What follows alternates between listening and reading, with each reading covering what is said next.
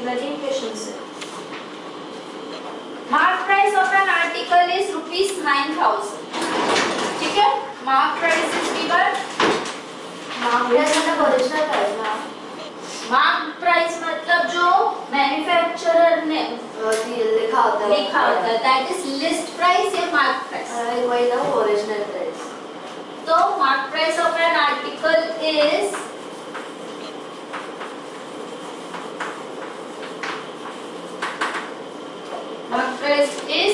₹9,000।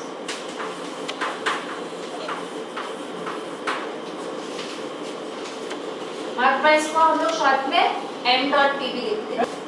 It was sold at a discount of 4%. So percent discount is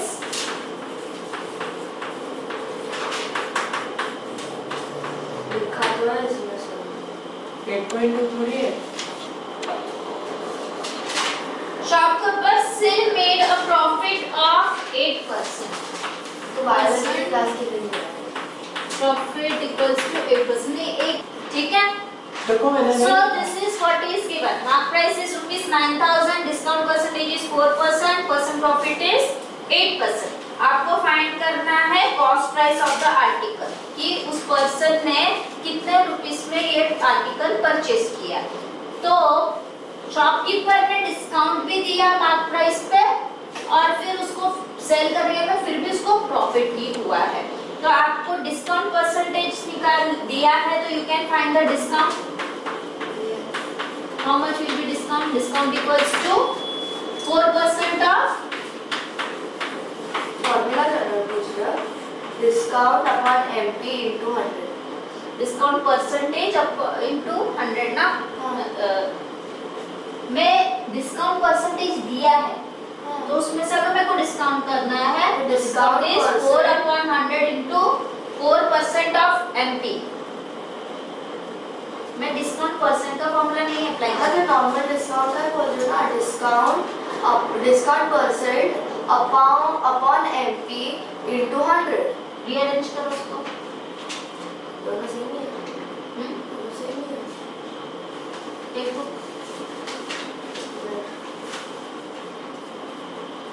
आपको discount percent का formula discount upon MP into 100। मुझे discount find करना है तो it will be discount percent into MP upon 100। तो यही किया ना। अरे उसी को रीअरेंज किया ना मैंने just. So this will B percent upon 100 into MP। Basically यहाँ पे देखो, मुझे फाइंड करना है डिस्काउंट कितना रुपीस है किसी भी चीज में। अभी समझो मैंने एक मेरा चीज है 500 रुपीस का, दुकान में जाऊंगी वो बोलेगा कि आपको इसमें 500 पे 10% डिस्काउंट है मैडम करके। तो किस पे डिस्काउंट है? जो उसका MRP पे है उस पे डिस्काउंट रहता है, मार्क प्राइस पे डिस्काउंट रहता है। तो डिस्काउंट और मार्क प्राइस कितना परसेंट डिस्काउंट? 4% या 5%। MRP मार्क प्राइस होता है। हाँ, MRP मार्क प्राइस। मैम अगर सपोज मैंने टी शर्ट 500 का खरीदा but then the MP of it must be 450।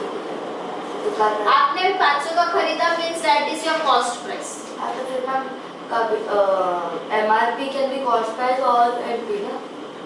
MRP cost price के इक्वल होगा अगर डिस्काउंट और ये कुछ नहीं दिया है।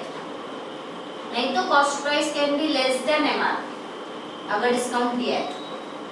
ठीक है, सो मेरे को 500 में 10% डिस्काउंट दे रहे हैं, मतलब 500 का 10% ऑफ 500। व्हेनेवर आई से 10% ऑफ 500 मींस ऑफ बोला तो मल्टीप्लिकेशन आ जाएगा।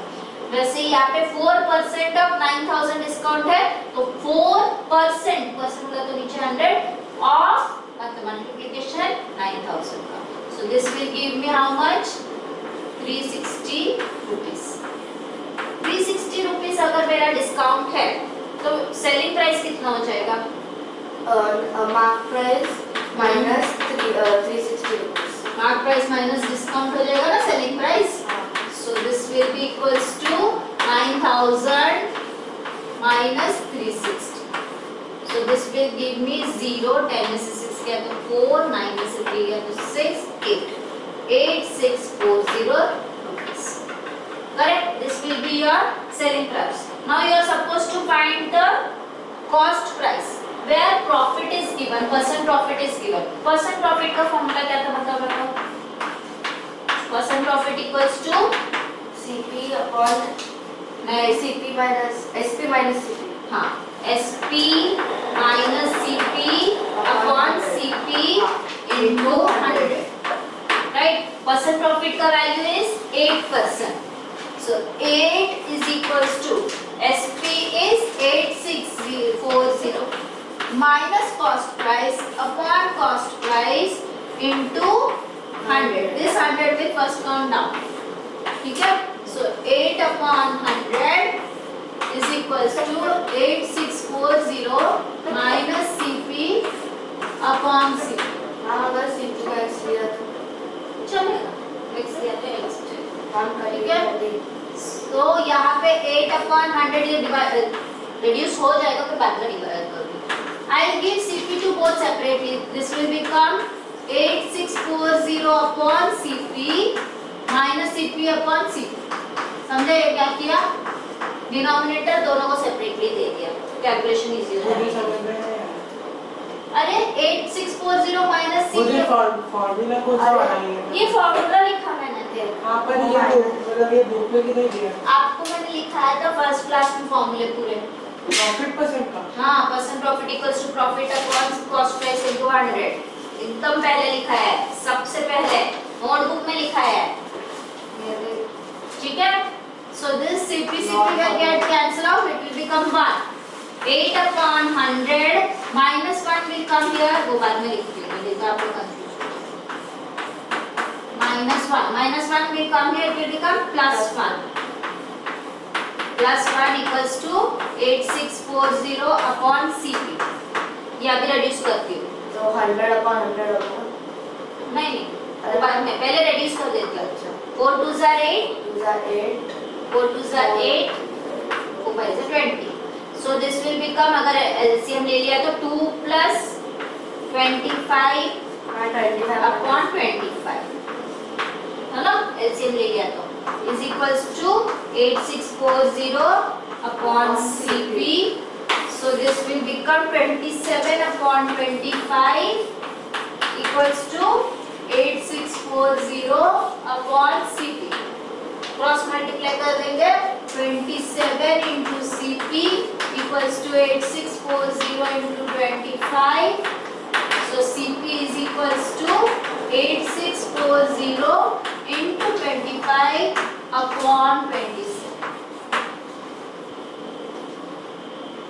9 के टेबल में जा रहा है क्या? देखो 8640 हाँ मेरे को 6 7 8 हाँ So 9 9s are 81, 9 6 are 54, 0. 9 3s are 27. Again it will go in 3. So this will become 3 1s are 3 3s are 9, 3 2s are 0. So CP equals to 320 into 25. जो भी आंसर आएगा that will be your cost price. Copy करो और final answer निकाल के मैं तो calculation करके बताऊँ।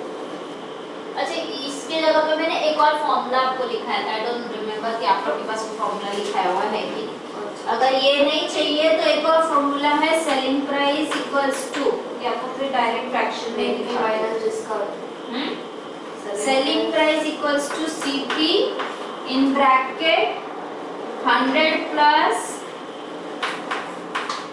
प्रॉफिट परसेंट प्रॉफिट मैंने तो माना अपॉन 100।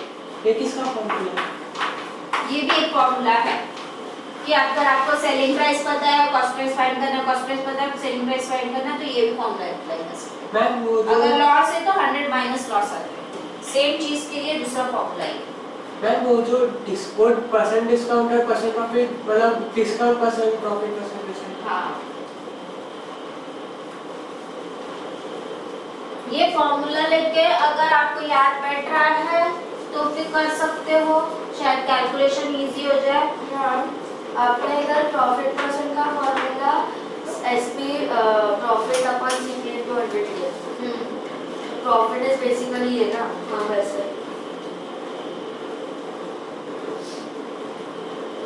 अगर यहाँ पे लॉस के टर्म्स में तो 100 माइनस लॉस हो जाएगा, बस बाकी सेम ही रहेगा।